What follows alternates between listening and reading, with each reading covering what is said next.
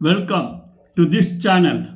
Today we are going to explore Anantapur District, Andhra Pradesh, the heartbeat of dryland legacy. Before we go into the video, please subscribe this channel and press bell button to get notifications of upcoming videos. Now we go into the video. Anantapur District, Andhra Pradesh, the heartbeat of dryland legacy, is a vivid portrayal of a region where resilient agriculture, mineral wealth, and a burgeoning industrial base coverage to shape a distinctive dryland identity within southern India. Situated in the southwestern part of Andhra Pradesh, the district lies between latitudes 1330 N and 1515 N and longitude 77 E and 7830 N, bordering Kurnool to the north, Kadapa to the east, Chitradurga, Karnataka to the south, and Bellary, Karnataka to the west, with its administrative headquarters at the city of Anantapuramu. The area was part of the ancient Sadavahana and later the Vijayanagara Empire, witnessing historic battles at Talikota and the rise of the Rayalaseema Kingdom. It remained a princely state under the British before being incorporated into the erstwhile Madras Presidency and later becoming a district of Andhra Pradesh after the 1956 reorganization.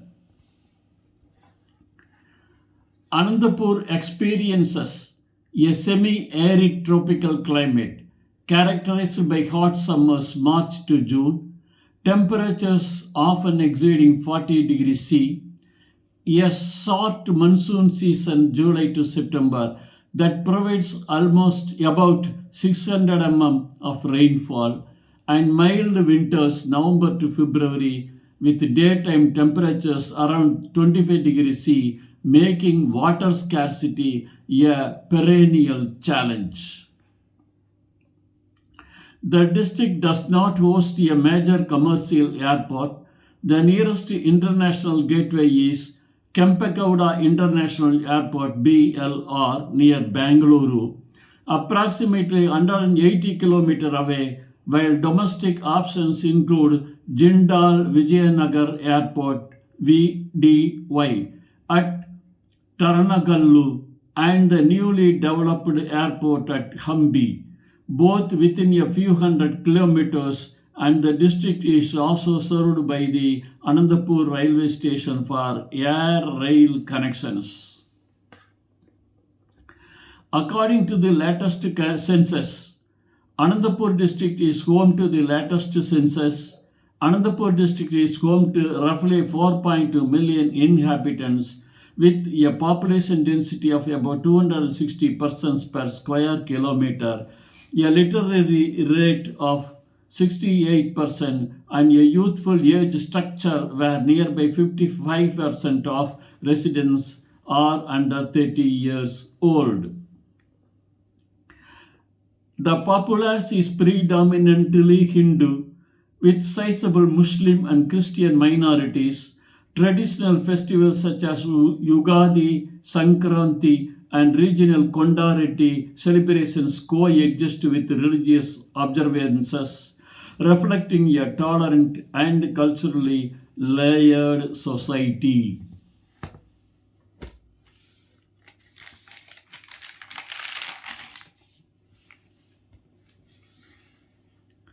Telugu is the official language and the medium of administration and education, while English is widely used in government offices and commerce. Kannada is also spoken by a notable minority, especially in border areas, and several tribal dialects persist among the rural communities. The district boasts a rich folk tradition, including the Banjara dance, Kuchipudi, theatre performances, and the renowned Anantapur handloom sarees annual events such as the Rayalaseema Festival showcase local music, dance, and handicrafts to a broader audience. Education is delivered through a network of government and private schools, junior colleges, and degree colleges such as Anantapur Government College and the Sri Venkateswara Institute of Technology, technical institutes, and vocational training centers have been established to cater to the growing demand for skilled labor. The cost of living in Anantapur is relatively low due to affordable housing, inexpensive staple foods like millets and pulses, and modest transportation expenses, making it attractive for lower income families and migrant workers seeking a modest standard of living. The estimated per capita income stands at about Rs 78,000 per annum, below the state average, while residents pay standard central taxes, GST, income tax, and state levies such as property tax and vehicle tax, which contribute to local development funds. The district is administered by a district collector, headquartered at Anantapuramu, supported by a district panchayat. Politically, it falls under the Anantapur Lok Sabha constituency and is represented in the Andhra Pradesh Legislative Assembly by 5 members from the constituencies of Anantapur, Dharmavaram, Penugonda, Kalyan and Kadiri. Key state initiatives in the district include the YSR Ritu Kalyana Paddu for farmer subsidies and Ammavodi for maternal health, the Rayalaseema Development Program focusing on water conservation, and incentives under the Industrial Policy 2022 aimed at attracting manufacturing and aerospace investments. Anantapur district is divided into 5 revenue divisions. Anantapur 19 mandals, Dharmavaram 8 mandals, Penugonda 13 mandals, Kalyan 11 mandals, and Kadiri 12 mandals, totaling 63 mandals that serve as the basic administrative units. The district is drained by the Penna River and its tributaries, including the Chitravadi, Vedavadi, Chinnahagari, Tadagaleru stream, and Pantamiru stream. Major irrigation projects such as the Tungabhadra high-level canal and the Kalyan reservoir help harness these waters for agriculture.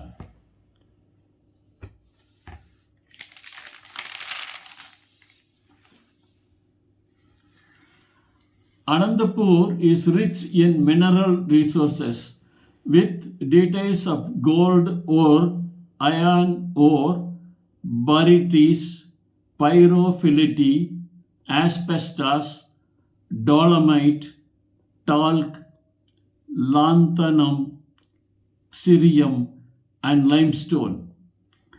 The region's red soil supports extensive dryland agriculture, while its forests provide limited timber and non-timber forest products.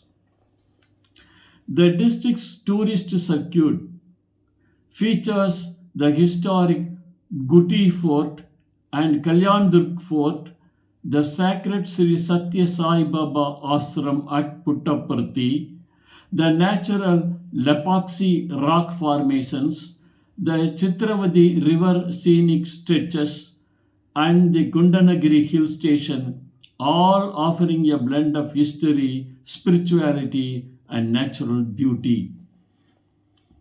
The principal urban center in Anantapuramu, the district headquarters, while other notable towns include Gundakal, Tadipatri, Rayadurgam, Guti, Kalyandur, Kadiri, Dharmavaram, Penugonta, each serving as commercial and educational hubs for surrounding rural areas. Employment is primarily derived from agriculture, agro-processing, mineral-based industries, textile manufacturing, and the expanding automobile and aerospace sectors. Government service, education, and small-scale trade also provide significant job avenues for the local workforce. Mining activities focus on the extraction of iron ore, gold, barytes, pyrophyllite, asbestos, dolomite, talc, lanthanum, cerium, and limestone, largely undertaken by medium small scale enterprises under strict environmental clearances to mitigate ecological impact. The industrial landscape includes automobile and auto component plants, aerospace and defense manufacturing units, sponge iron and steel plants, cement factories, textile mills, and emerging electronic assembly hubs, all benefiting from the district's strategic location near major transport corridors.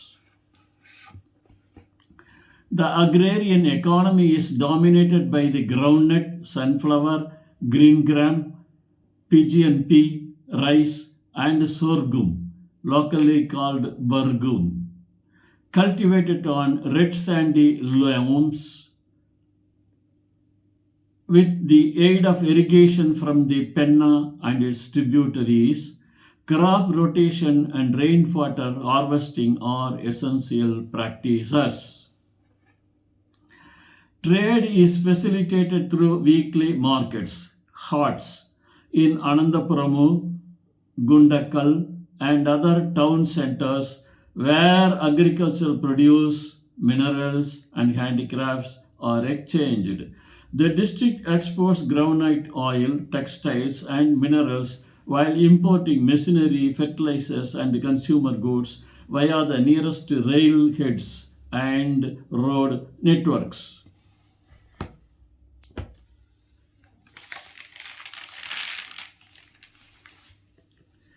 The state offers incentives such as tax holidays, subsidized land, and streamlined approvals for setting up industries in designated zones like the Anandapur Industrial Park and Kalyandurg Special Economic Zone, encouraging both domestic and foreign direct investment in manufacturing and high-tech sectors.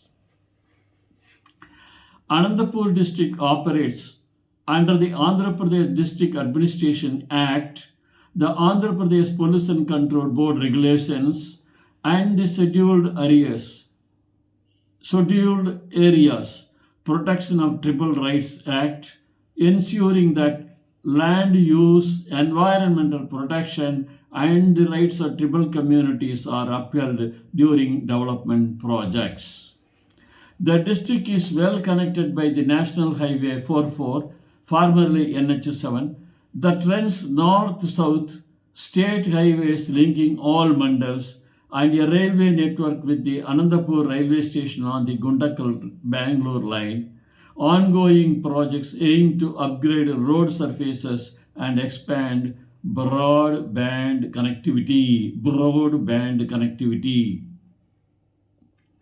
The Indian rupee INR is the legal tender. The district hosts branches of major banks such as State Bank of India, Andhra Bank, HDFC, and regional rural banks offering deposits, loan, and digital banking services with ATMs and point of sale terminals increasingly available in towns and larger villages. Visitors can choose from a range of accommodation options including guest houses, private hotels in Ananthapuram and Gundakal, eco lodges near the river banks, and homestays that provide an authentic experience of local hospitality and cuisine.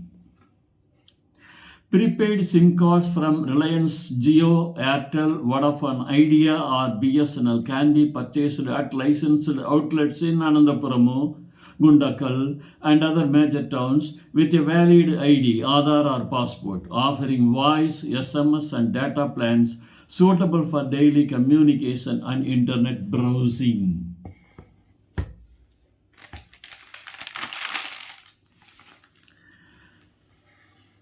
Residents typically wear traditional attire such as saris, salwar kameez, and dhoti kurta. Visitors are advised to dress modestly, especially when visiting temples and rural areas. Remove shoes before entering religious sites. Greet elders with a respectful namaste and seek permission before photographing people or sacred objects. The local cuisine features millet-based dishes like jowar roti, ragi muddi, spicy vegetable curries, pulihora, tamarind rices, and pappu, lentil stew, complemented by groundnut-based chutneys and sweets such as koturu pappu and payasam, reflecting the dry land culinary heritage. The most convenient way to explore the district is by hiring a car or a two-wheeler, as auto rickshaws and shared jeeps operate on fixed routes.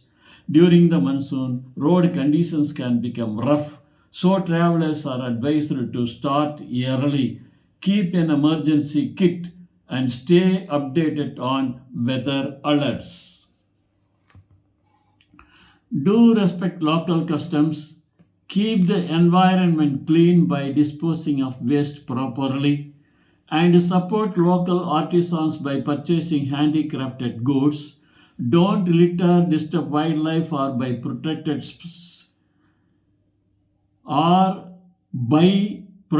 species such as certain woods or minerals.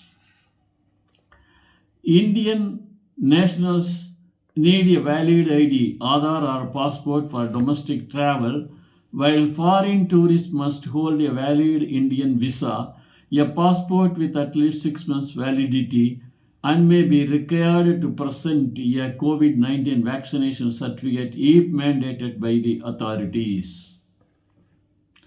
A suggested 3-day itinerary could include Day 1, arrival at Anantapuramu, visit the Kutti Fort and local market. Day 2, explore Lepaksi rock formations and Sri Satya Sai Baba Ashram at Puttaparthi. Day 3, a pilgrim tour of Kalyan Durg Fort and Chitravati River before departing via the nearest railway station.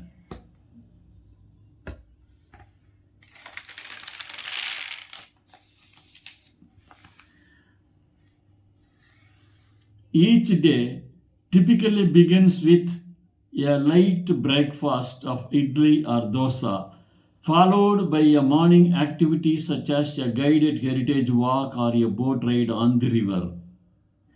A hearty lunch of rice and lentil curry, an afternoon of sightseeing or a cultural workshop, and evenings free for a leisurely stroll or dinner at a local restaurant featuring regional specialties. Anantapur district is considered safe for travelers with low violent crime rates. Petty theft can occur in crowded markets, so visitors should keep valuables secure, follow local advisories during the monsoon, and use the emergency number 112 for police and medical assistance. The district maintains strong trade links with the neighboring districts of Kurnool and Kadapa for agricultural produce, collaborates with the state of Karnataka and water sharing from the Tungabhadra River and participates in export promotion programs for minerals and textiles with international partners in the Middle East and Europe. Anantapur is known for its Rayalaseema dialect, the Anantapur mango variety, and the Kalyan Durg spice market. The district also hosts an annual groundnut festival that celebrates the region's chief cash crop and draws participants from across the state. In summary, Anantapur District, Andhra Pradesh, the heartbeat of dryland legacy, encapsulates a resilient landscape where ancient forts, fertile dry fields, and a rapidly growing industrial base coexist, offering a compelling blend of cultural richness, economic opportunity, and natural beauty that invites both visitors and investors to experience its unique spirit. Thank you for seeing this video. Please subscribe this channel and press bell button to get notifications of upcoming videos. Thank you.